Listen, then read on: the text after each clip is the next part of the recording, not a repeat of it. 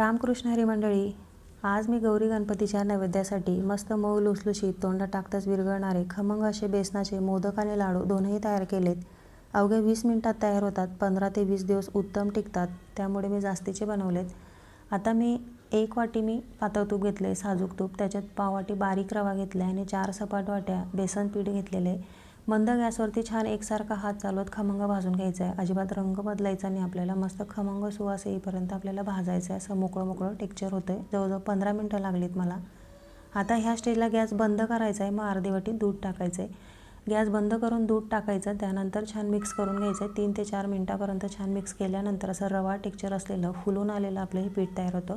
दूध टाकण्या अगोदर आणि दूध टाकल्यानंतरचा रंग आणि टेक्स्चर तुम्ही दोन्ही पाहू शकता.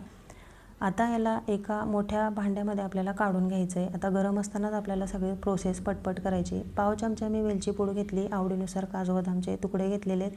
2 सपाट वाटी बारीक दळलेली साखर घेतलेली, पिठी साखर. आता त्याला छान एकजीव करून घ्यायचं आहे. जेवढं आपण एकजीव केलं ना साखर आणि हे पीठ, तेवढे मऊ लुसलुशीत हे लाडू आणि मोदक तयार होतात. आता याला मिक्सरमध्ये छान फिरून घेतलेलं आहे, मऊ लुसलुशीत करून घेतलं आहे आणि त्याच्यामध्ये अर्धी वाटी मी तूप टाकले. रेग्युलर नाश्त्याच्या चमचेने मोजलं ना तर एकूण 10 चमचे मला तूप लागलेले. बाइंडिंगसाठी लाडू ओढून पाहिला आहे तुम्ही पाहू शकता. अजिबात तुकडे न पडता छोट्यातला छोटा तुकडा देखील छान असा पडला आहे. म्हणजे अगदी परफेक्ट आपलं हे पीठ तयार झालं आहे.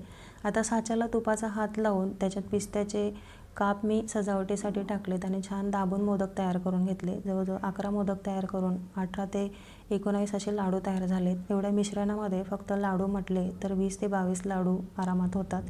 हे लाडू 10 ते 15 दिवस आरामात टिकतात, त्यामुळे प्रवासात देखील तुम्ही वापरू शकता. सविस्तर रेसिपी पाहण्यासाठी चॅनलला जरूर भेट द्या.